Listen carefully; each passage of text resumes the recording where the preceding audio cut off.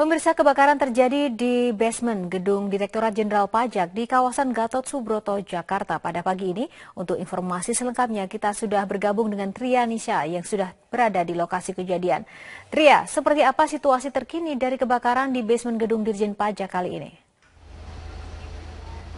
Ya, Yohana, saat ini terjadi kebakaran di kantor Direktorat Jenderal Pajak yang berlokasi di kawasan Gatot Subroto, Jakarta Selatan. Dan sehingga saat ini api baru saja berhasil dipadamkan oleh petugas damkar. Dan ini kebakaran menurut informasi yang kami himpun terjadi sekitar pukul 03.55 pagi tadi atau pada dini hari tadi. Dan ini menurut informasi yang kami dapatkan juga pada saat kebakaran terjadi dimulai dari ledakan yang membuat alarm di seluruh area basement 1 berbunyi. Dan kemudian petugas keamanan yang datang mengontrol area basement melihat kepulan asap dan sempat memadamkan dengan APAR atau alat pemadam api ringan yang berupa tabung pemadam api. Dan ini segera petugas pemadam kebakaran menghubungi petugas kebakaran dan datang pada sekitar pukul 4:30 pagi ini. Hingga saat ini ada sebanyak 22 petugas pemadam kebakaran yang berasal dari Jakarta Selatan dan juga dibantu dari dinas dan juga wilayah Jakarta Pusat. Dan ini api memang sedikit sulit untuk dipadamkan tadi menurut Kasudin Penanggulangan Kebakaran dan Penyelamatan Jakarta Pusat, maksud kami Jakarta Selatan, Bapak Irwan yang tadi sudah kami wawancarai, yang mengatakan titik api memang berasal dari genset atau mesin genset yang ada di basement 1 di dekat ruang CCTV gedung utama kantor Direktorat Jenderal Pajak. Dan hingga saat ini memang api sudah bisa dipadamkan, namun kepulan asap masih terus membumbung tinggi. Dan ini para pegawai masih belum bisa untuk masuk ke kawasan kantor karena mesin gensetnya mati dan tidak bisa, maksud kami listrik tidak bisa menyala. Dan menurut petugas keamanan dan petugas pemadam kebakaran yang memadamkan api, hingga saat ini tidak ada korban kebakaran. Ya, untuk sementara, Yohana. Ya, baik. Tria Nisha, kami tunggu informasi terkini dari sana. Terima kasih, Nisha.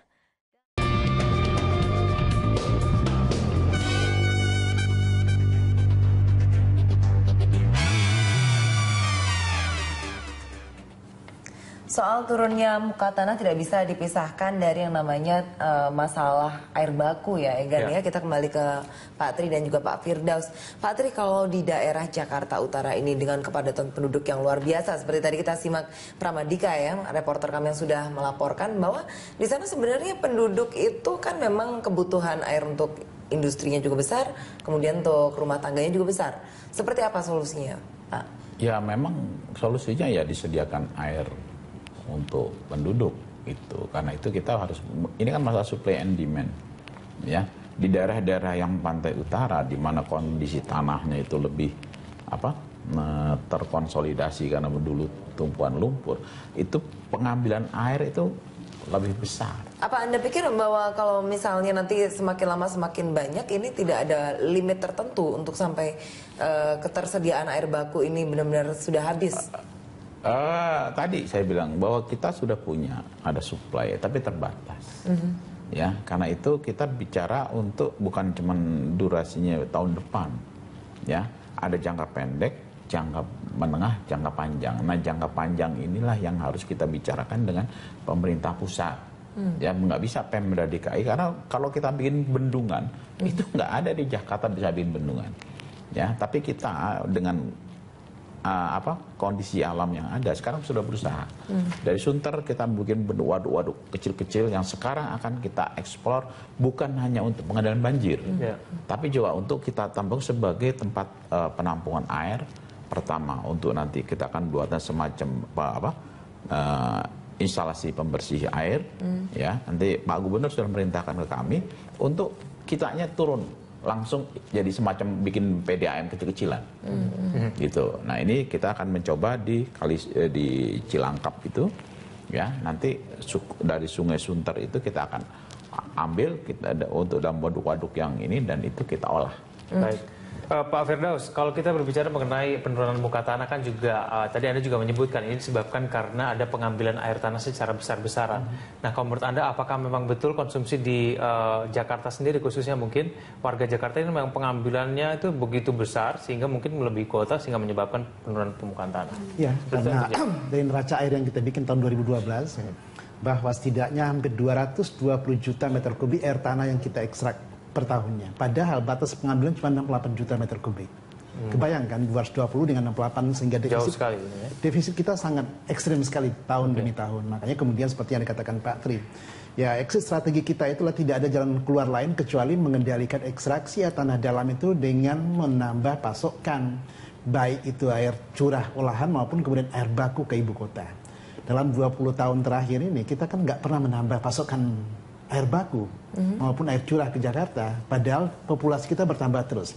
Aktivitas kita berkembang, bayangkan aja bangunan tinggi, apartemen tumbuh dan berkembang dengan pesat sekali, sehingga mereka hanya menumpukan kepada ya air tanah dalam yang dengan mudah mereka bisa dapatkan. Apalagi kemudian kontrol kita lemah sekali. Ada satu bangunan ya yang dia punya 6 sumur tapi yang didaftarkan resmi cuma 2 sumur. Gitu. Ya kebayang yang 2 sumur ini bisa diatur dengan batas 100 meter kubik per hari. Tapi yang 4 lagi kan dia ambil sebebas mungkin. Ya. Nah ini yang kemudian menjadi faktor yang krusial sekali. Tahun 2018 kita akan jadi tuan rumah Asian Games.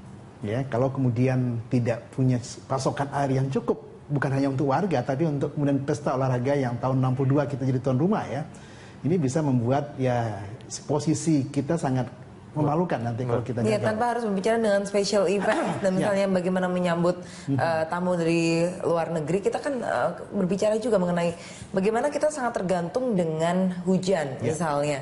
Ini apakah benar-benar bisa diharapkan dengan musim kemarau yang nanti akan diprediksi sangat panjang, ini kan sampai bulan November ya 2015 ini. Seperti apa kalau misalnya menggantungkan hujan saja, apakah pasokan air baku yang dimaksud itu akan cukup? Oh tidak mungkin, karena kita menghadapi musim kemarau yang tahun ini BMKG sudah mengeluarkan rilis ya bahwa dengan dampaknya El Nino yang ada saat ini sehingga kemarau akan sedikit lebih berat dibandingkan dengan tahun-tahun sebelumnya, tapi tidak seburuk tahun 2007-2008 ya. Tetapi kemudian kita bayangkan sekarang kita baru di akhir Juli ya, kondisi air baku kita yang disuplai ke baik itu ke Palijaga juga dalam keadaan kritis, apalagi 2 hari yang lalu pintu 6 di pintu 10 juga jebol ya, sehingga pasokan ke Tangerang yang juga mensuplai Bandara Soekarno-Hatta juga terganggu sangat signifikan. Nah, kondisi-kondisi seperti ini belum lagi mudah-mudahan tidak terjadi. Tanggul-tanggul kita jebol. Saya akan berkali-kali mengingatkan bahwa Tarum Barat itu sangat kritis sekali. Kenapa? Pemeliharaannya itu sangat minim sekali. Ya, Selasa kemarin kita rapat di Kementerian PU, Pak Menteri mengatakan bahwa ya menugaskan kepada semua lini yang ada di Kementerian PU dari pusat sampai ke daerah betul-betul melakukan inspeksi lalu memperhatikan, mengambil tindakan-tindakan yang sangat ya antisipatif jika terjadi hal-hal yang kemudian ya karena kesalahan kita.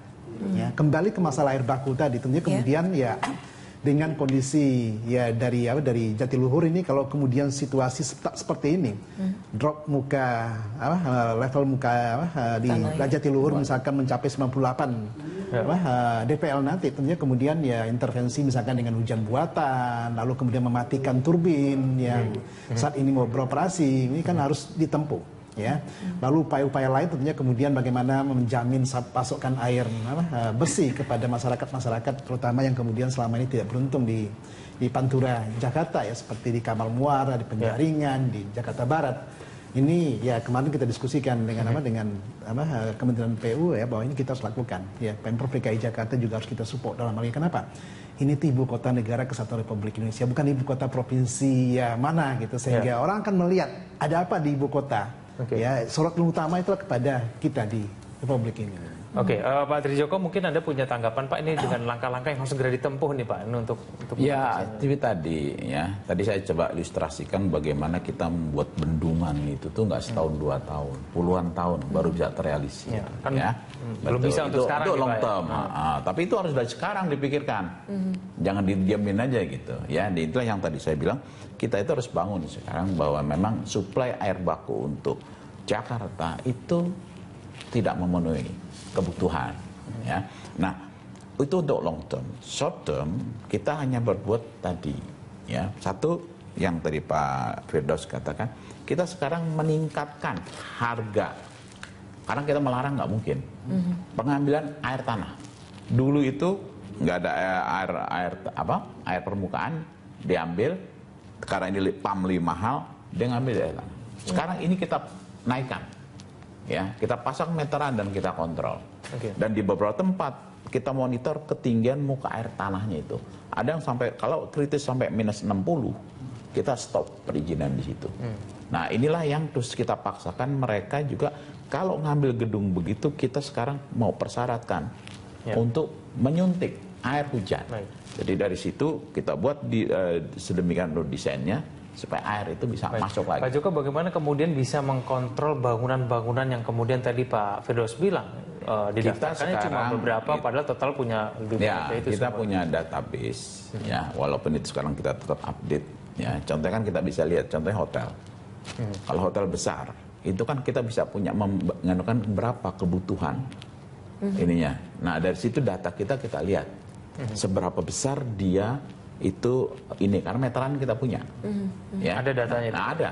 Nah, kalau ini terus kok hitungannya agak jauh, ini kita audit. Gitu. Tapi kan audit ini kan suatu harus ada indikasi. Nggak bisa kita masuk ke rumah orang langsung ngandungan bahwa kamu nyolong, kan nggak begitu. Ini yang baru kita bisa terapkan untuk bangunan-bangunan yang besar. Karena kalau begitu kita ngandungan hotel, itu kita tutup, itu pasti tamunya lari semua karena nggak bisa mandi. Ya. Nah, ini saya kira udah suatu punishment yang ini. Gitu. Nah, yang kedua tadi nanti di musim-musim hujan, kita tahun depan sudah akan memprogramkan yang istilahnya zero runoff. Jadi bangunan-bangunan sekolah, ya, lahan-lahan itu yang rata-rata 4.000-5.000 meter, itu kita akan buatkan sumur resapan menjadi suatu yang kayak demonstration plot gitu ya. Itu akan kita desain sehingga murid bisa melihat proses air itu masuk ke dalam tanah. Jadi dari sistem drainase yang ada itu, semua air hujan masuk ke dalam bak kontrol. Di situ nanti kita saring, nanti air yang sudah bersih, pakai hijau, pakai pasir segala, itu kita tampung di bak berikutnya. Di bak itulah mau kita buatan sumuran. Kita harapkan dengan ada market gitu, murid ini kan akan melihat sendiri prosesnya itu. Jadi jangan cuman karena kalau sumur resapan itu tidak mungkin pemerintah membuat sendiri. Ya, dan itulah yang kita mau mendidik, mengedukasi masyarakat itu dari mulai yang anak-anak sekolah. Nah, ini di Jakarta Selatan tahun depan saya udah programkan ya untuk membuat sumur resapan di sekolah-sekolah. Oke, baik. Kita tunggu nanti perkembangan selanjutnya ya, Pak Trijoko ya. Kita jeda dulu, kita lanjutkan lagi di segmen selanjutnya.